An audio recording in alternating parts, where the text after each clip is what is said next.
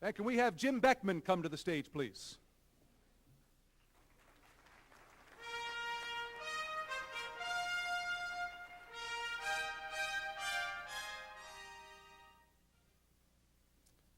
From those early days, shooting pucks at the family garage door and playing baseball and softball with neighborhood kids in Fairview, Jim Beckman showed superlative athletic talent.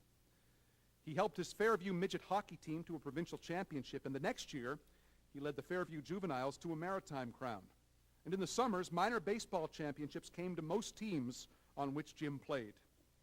He was versatile, showing that he could play with the best and show his great ability in both hockey and baseball. Let's talk hockey first. Scouted by the Boston Bruins as a teen, Jim played 2 seasons in the Toronto Junior B League for a Boston-sponsored team. He went further west to the Estevan, Saskatchewan Bruins for a year, but turned down an eventual offer from the Bruins' AHL farm team in Providence to come home with the Windsor Maple Leafs in 1960.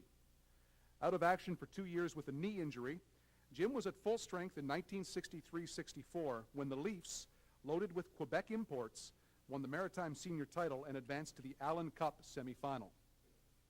Chuck Smith played with Jim on several Leaf teams, including the Hall of Fame 1963-64 club. Well, Jim was an all-around good player, very clean player. He wasn't a fighter, and he played the game. He played it hard, and very, very dedicated to the game too. Whatever Jim did, he did well, exceeded in it. Jim was among the top 3 scorers on a team that amassed 486 goals in 70 league games and had an overall record of 74 wins, 3 ties, and only 12 losses in 89 games. Don Edwards was a longtime admirer of Beckman's from those early days when he grew up in Fairview, and he recalls stories he heard and observations he made. He said it's easier to nail jelly to a wall than stop Jimmy Beckman on a breakaway. And so that was quite a quote, and I thought that, you know, he was something special. But in the 1963-64 season when he played for Windsor, he scored 60 goals, 70 assists. He, with Windsor Maple Leafs, they almost won the Allen Cup that year. He became 3rd in the scoring. So that stands out in my mind.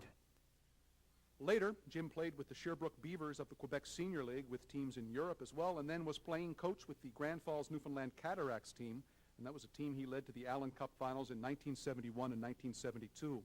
Later, working in Alberta, Jim took up officiating, working Canadian Olympic team exhibitions against international squads, plus a university hockey schedule, and overall, he refereed for 18 years after his 22-year hockey career.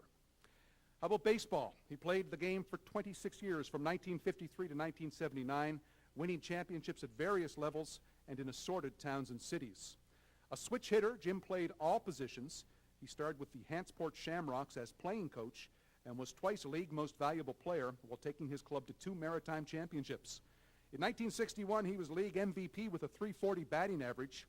The next year as MVP, he won the Triple Crown as batting, home run, and runs batted in champion. And in 1962, he hit .422. Carson Ellis was a catcher and first baseman on the great Hantsport teams from 1960 to 64, and he recalls Beckman. Jimmy was very, very dedicated to the game, and he had lots of talent.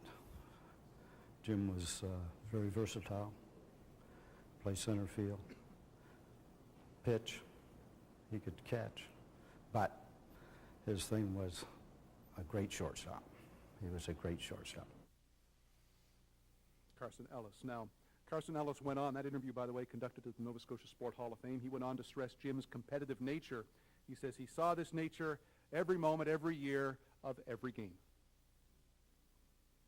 I was glad he was on my team for 5 years, because I don't know what it'd be like if it was on the other side. That's how great a competitor Jimmy Beckman was. Yeah.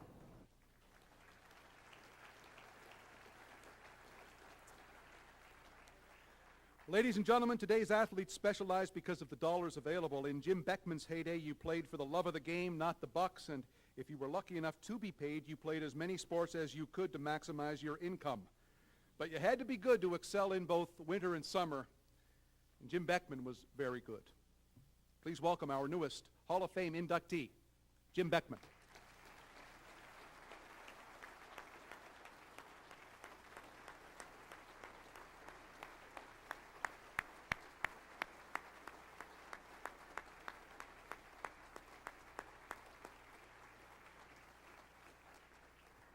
I would like to call Don Larley, Director of Finance at the World Trade Center, to the stage to present the induction certificate and to present the Hall of Fame pin, two men who starred with Jim in his hockey and baseball careers, from the 1963-64 Windsor Maple Leafs, Chuck Smith, and from those great Hantsport Shamrocks clubs of the early 1960s, Carson Ellis. Gentlemen.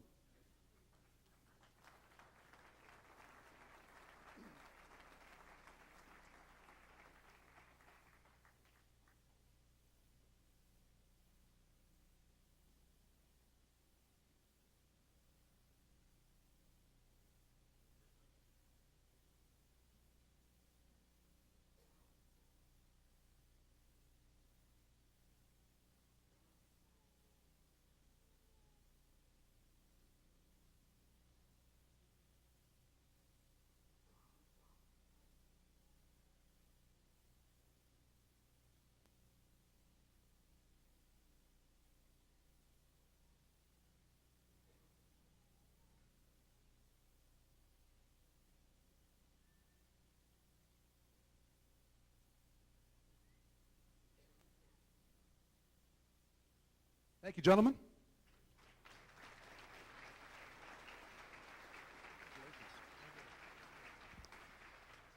How about the story of you growing up in the Fairview area? I think you were on Dutch Village Road and you hung a tire from a tree. Do you want to pick it up from there? I had all kinds of funny tricks that I played just to improve myself, and used to try to shoot the puck through the tire, swing it back and forth. And imagine if that's a goaltender moving around in the net, and when he was going one way, he shot the other way. And I used to have a lot of tricks when I played baseball too. My best friend Ray McDonald is here, and when we were young, we used to play this game with one of those little red, white, and blue Indian rubber balls, about 1.25 inches in diameter. And we used to use it as a bat, a broom handle. I could hit that thing right in the nose every time. So that really sharpened my eye up for baseball. Yeah, you hit 422, so that's not bad. Not bad. What about as you hear all these memories and stories come flooding back? What are your most special moments? Oh, it's just all the people that I played with over the years. I got friends from California to Ontario, east to west, Newfoundland to BC, and just all the people I played with and all the friendships that I made. That's the greatest thing I think that all sports and athletes get, is the friendship and people that you meet with over your career. Well, congratulations to you, well deserved, and enjoy the rest of this night. Thank you very much. All right, Jim Beckman, ladies and gentlemen.